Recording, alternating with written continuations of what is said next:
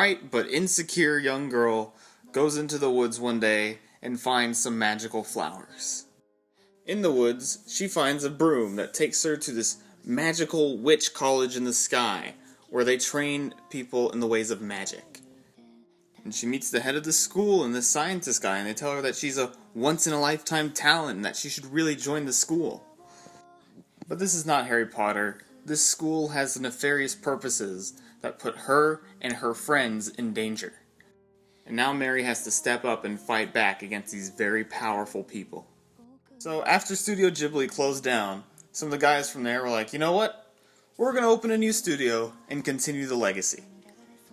So this is their first effort, and I feel like this legacy is going to continue for quite some time. Might as well treat this like a Studio Ghibli movie and tell you animation is perfect, direction perfect, music perfect, every technical aspect is perfect. The movie has such a strong understanding of its protagonist. Mary is so well realized. You could take out any individual scene with Mary in it, out of context, and you would just get what Mary is as a character.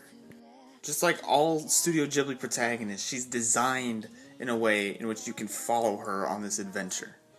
You're able to get that she's warm and kind, but also insecure and immature, just from her design alone.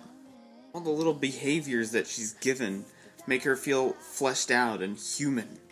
This is a really tight and well-told story that does not dwell on anything longer than it has to. The movie does not outstay its welcome.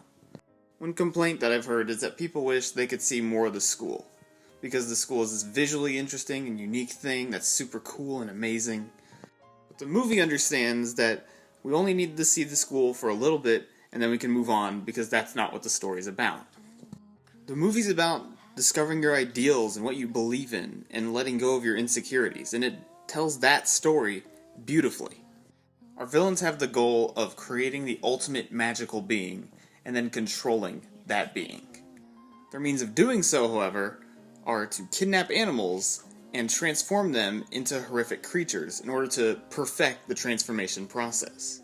Their actions indicate to us that they put the advancement of science and magic above their own humanity and decency. And a big part of Mary's story is the rejection of this ideal. Mary decides that humanity and decency are more important than scientific advancement. The ideals themselves are not what's important, though. What's important is that Mary chooses what she believes in. All of her insecurities, all of her pettiness is gone, and now there's just this belief that she holds on to. And it's such a beautiful arc for the character.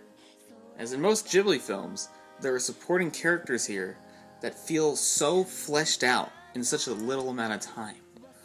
Peter, Mary's neighbor, gets little screen time, but when he does get that screen time, we totally just understand what he is as a character. Mary's aunt is kind and understanding and feels like so much more than what she would be in some other regular movie.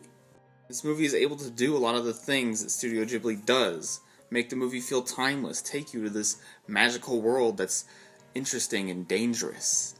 The movie definitely maintains that Studio Ghibli magic that immerses you into the film. The only knock I have against this movie is that it doesn't make you fall in love with it. You're not enriched at the end of the movie.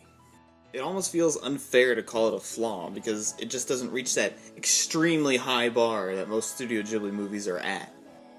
However, this is still a beautiful movie and an excellently told story with complete understanding of its characters and themes. And if you get the chance to see this film, you absolutely should. I'm gonna give Mary and the Witch's Flower an A.